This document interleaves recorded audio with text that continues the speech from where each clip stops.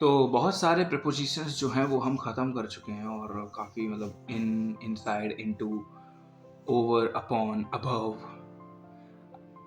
Under, below, ये जो प्रीपोज़िशंस हैं इनमें डिफ़रेंस समझना ज़रूरी है। लेकिन अब जो प्रीपोज़िशंस ऑफ प्लेस आएँगे ये बहुत सिंपल हैं। इनकी सिर्फ़ हिंदी मीनिंग समझ लो और जहाँ भी हिंदी में तुम यूज़ करते हो उनकी जगह ये प्रीपोज़िशंस यूज़ करो। जैसे कि फॉर एग्ज़ाम्पल अब मैं बात करता हूँ कुछ प्रीपोज़िशंस जैसे कि बिसाइड। बिसाइड का मतलब होता है बगल में। मतलब कोई चीज अगर किसी के बगल में हो तो हम यूज करते हैं बिसाइड। यस, बगल में मतलब कैसे? सपोज ये एक बिल्डिंग है, बिल्डिंग के सामने, बिल्डिंग के बगल में एक लड़का खड़ा है। ये बिल्कुल ही बिल्डिंग के बगल में खड़ा है, इसलिए मैं बोलूंगा beside. This boy is beside the building, right? मैं लिखना चाहूं तो मैं ऐसे लिखूंगा, this boy is beside the building। beside, फिर बहुत simple, near and far. Near and far, near and far मतलब क्या होता है भाई? नियर मतलब होता है कोई चीज किसी के पास में हो, वेरी सिंपल। और फार मतलब कोई चीज किसी से दूर हो। यस, क्या है इसमें? अब इसमें मैं क्या समझा, है ना?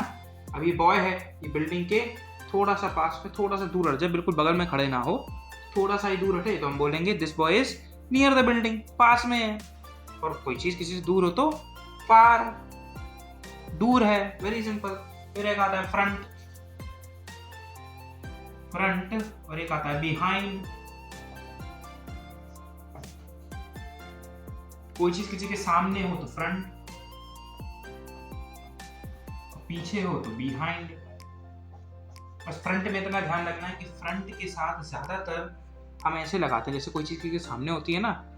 सपोज ये बॉय जो है ये बिल्डिंग के सामने खड़ा है तो हम बोलते हैं this boy is in front of building. तो सामने के लिए हम ये फ्रेज यूज करते हैं, इन फ्रंट ऑफ, राइट? जो चीज किसी के सामने होती है, जैसे कि बॉय बिल्डिंग के सामने है तो हम पहले क्या लिखेंगे? Boy is in front of building.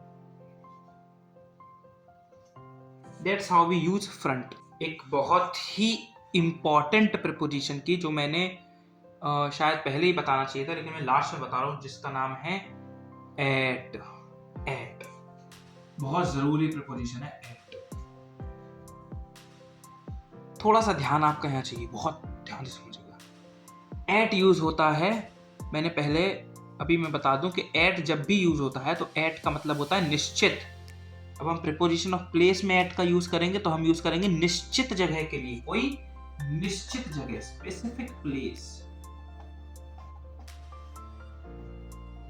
मतलब निश्चित जगह के लिए एट यूज होगा।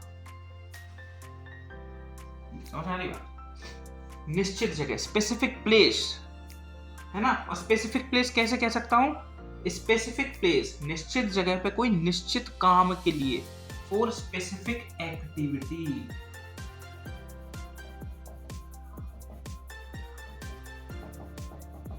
Specific activity, right? जैसे निश्चित काम, कोई ऐसी एक्टिविटी जहां पर हम वही एक काम ही करने जाते हैं।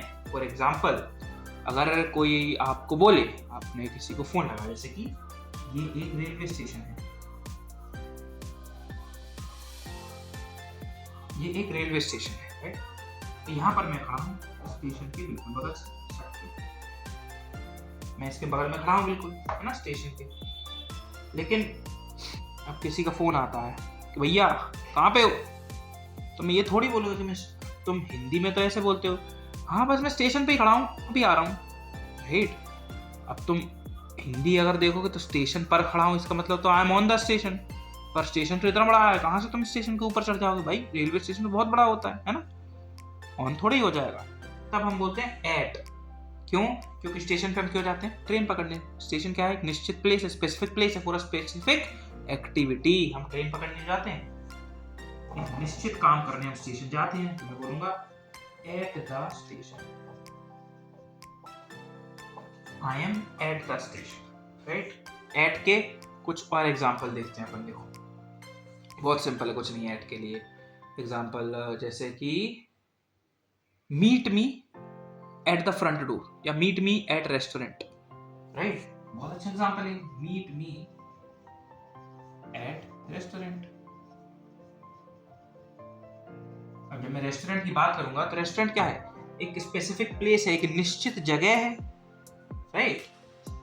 निश्चित जगह है, इसलिए तो मैं यहाँ पर मैं खाना खाने जाता हूँ ना, इसलिए निश्चित जगह और निश्चित काम के लिए जा रहा हूँ, तो मैंने एट यूज किया, ठीक है।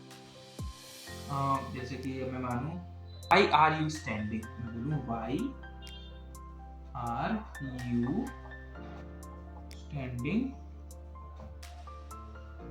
Eight the back door. Back door, मैंने बोला तुम बैक डोर के पीछे क्यों खड़े हो, बैक डोर पे क्यों खड़े हो, पीछे वाले दरवाजे पे क्यों खड़े हो तुम। अब पीछे वाला दरवाजा भी एक स्पेसिफिक प्लेस है, निश्चित जगह है, राइट। दरवाजा पीछे वाला जहाँ से हम बाहर जाएंगे, निश्चित काम कर रहे हैं, तभी मैंने क्या लगाया, एट। वेरी मतलब एट हिंदी में मैं बात करूं तो एट ऐसा नहीं कह रहा है कि कोई चीज़ किसी के ऊपर है, बस हम हिंदी में बोलते हैं कि मैं यहाँ पे खड़ा हूँ, मैं वहाँ पे खड़ा हूँ, तो हम यूज करते हैं एट। यहाँ पर हमारे प्रेपोजिशन ऑफ प्लेस होते हैं खत्म। अब जी हो गए खत्म प्रेपोजिशन ऑफ प्लेस, फ्री हो गए प्रेपोजिशन ऑफ प्लेस से, बस खत्म। अब ये इन, ऑन, एट, फ्रंट का ये सब, इन सब के भी थोड़े से रियल लाइफ एग्जांपल देख लें, खुद ही को रेफरेंस बना के देखना पड़ेंगे।